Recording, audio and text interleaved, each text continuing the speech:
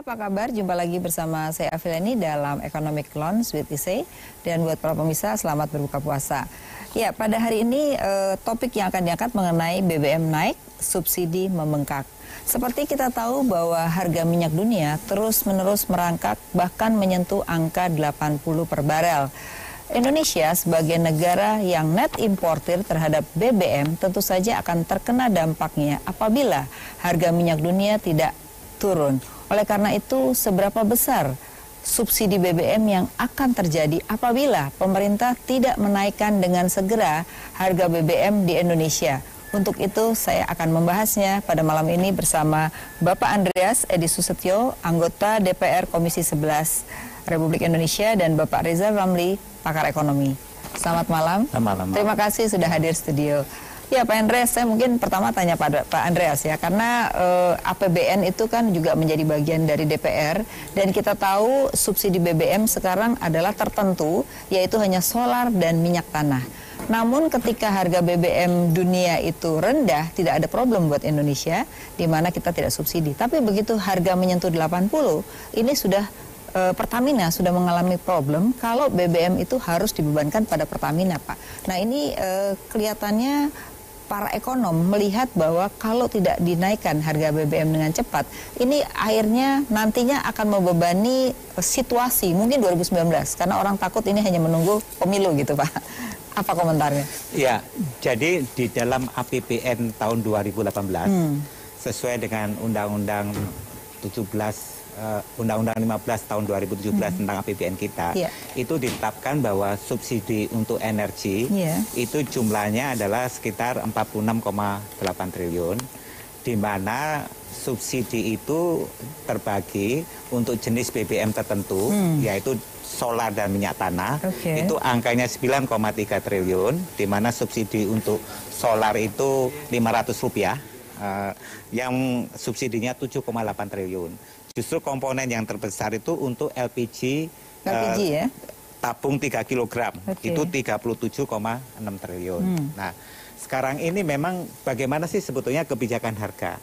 Sebetulnya ada juga koridor yang kita jadikan pegangan, yaitu kita tahu bahwa Mahkamah Konstitusi itu dengan keputusannya nomor 2 tahun 2023 itu telah menggariskan bahwa yang pertama itu kalau nggak salah judicial review terhadap Undang-Undang Migas pasal 28 ayat 2, di situ disebutkan bahwa untuk harga BBM dan harga gas itu harus ditetapkan oleh pemerintah dengan mempertimbangkan istilahnya dengan mempertimbangkan masyarakat, kemampuan masyarakat bawah, masyarakat kecil. Terus yang kedua, di situ ditegaskan bahwa subsidi itu adalah merupakan hak dari rakyat sebagai pemegang kedaulatan sumber daya alam. Jadi sebetulnya di situ subsidi tersebut justru memang ditujukan untuk membantu. Jadi artinya sewaktu-waktu APBN kita bisa dirubah dong dengan judicial review ini sebenarnya. Ya, sebetulnya dengan pegangan itu artinya bahwa sekarang ini yang disubsidi kan pada saat ini hanya solar dan minyak tanah. Nah, pertanyaannya kemudian bagaimana dengan yang premium dan yang lainnya? Nah, kita lihat bahwa sebetulnya yang jelas bahwa itu harga harus ditetapkan oleh pemerintah. Karena itu kemudian keluar peraturan Menteri SDM yang terakhir nomor 18. Jadi harus konsultasi dengan Menteri SDM. Bukan jadi harus disampaikan dulu, dilaporin, dan kemudian ditetapkan oleh pemerintah. Jadi nggak bisa. Itu peraturan gitu ya. Itu patokannya di situ. Terus kalau kita lihat selama ini memang yang menjadi masalah adalah mengenai pertama, sebetulnya kalau kita lihat patokan harga Indonesian Crude Price kita, ICP di dalam APBN 48 betul, per barel ya. Nah, kalau kita lihat realisasi Januari-Maret itu rata-rata 63. Betul. Nah, sekarang udah lebih naik. Nah, pertanyaannya adalah siapa yang akan menanggung selisih harga ini? Selisih harga itu. Ya, sekarang ini memang Pertamina. Sepertinya itu menjadi beban dari badan usaha, dalam hal ini Pertamina.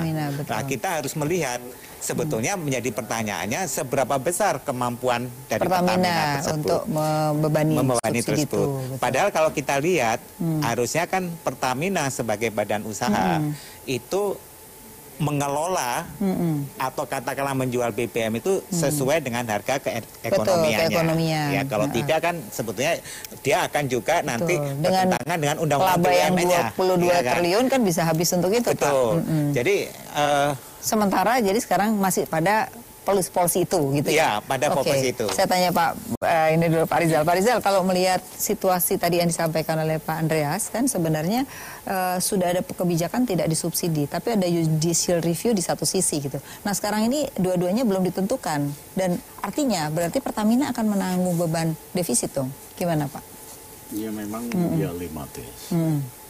Dalam suasana daya beli rakyat lagi jatuh begini, kalau pemerintah memaksakan juga kenaikan harga BBM, bisa banyak masalah dan komplikasi. Tapi harus kita kaji dua hal dulu. Apa sih yang menyebabkan kenaikan harga ini? Yang pertama adalah Presiden Bush memang a very shrewd negosiator. Dia sendiri lagi dicoba di-impeach di US. Betul. Sehingga cara-cara satu-satunya untuk tidak di-impeach harus merangkul lobi Israel. Itulah kenapa Yerusalem dipindahkan dan sebagainya.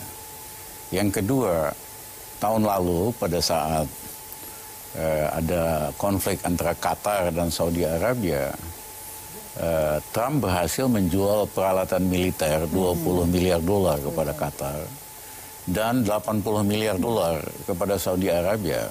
Dan Saudi Arabia belum mampu bayar. Karena valuasi oil ini terlalu rendah. Dia mau Aramco, mau go public, valuasinya masih rendah.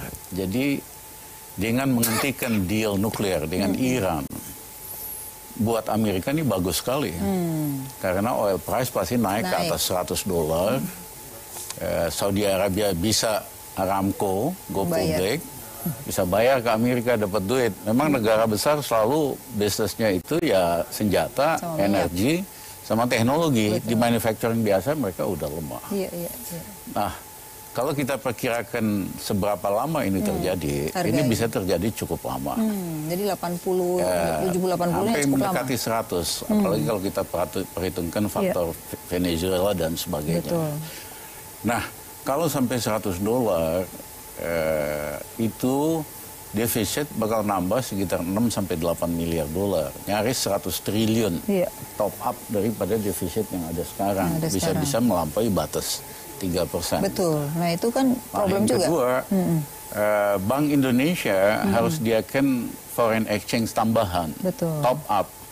Paling enggak juga sekitar 600 juta dolar. Hari ini aja udah melemah lagi nih Pak, rupiah. Nambah lagi sehari berarti 20 juta dolar foreign exchange yang harus disediakan.